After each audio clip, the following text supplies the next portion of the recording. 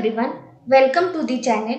In today's video, we are diving into how you can set the universal activity in particular CRM entity, and by the end, you will have all the insights you need to see how you can set the different type of activity into the CRM entity. So grab a seat, hit that like button and let's get started. For setting up the CRM activity into the particular entity, for example, here we will select one deal entity. In the right hand side, we have the activity option.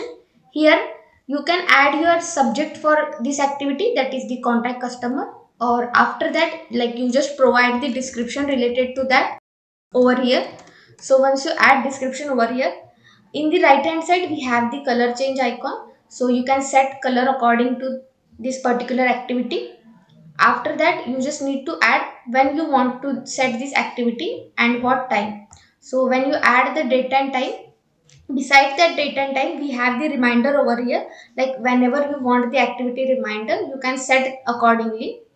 So once we set the reminder, in the right hand side we have the action section, so you can add this activity to the calendar. So when you add this activity to the calendar, here you will see activity which is added over here in the calendar.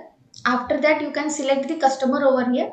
Suppose there are multiple customer, so you can add that multiple customers over here.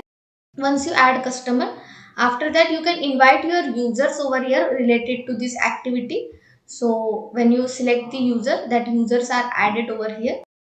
After that, you can attach the file or attach the link for this particular activity. So after that, we have the option of selecting location for this particular activity. So here you can select the location over here. So that's how you can create the universal activity and all the information is saved in one particular activity set.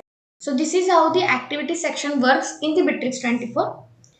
Thanks for watching. If you found this video helpful, don't forget to like, subscribe and hit the bell icon for more content. Drop your thoughts or questions in the comments below and I will see you in the next one.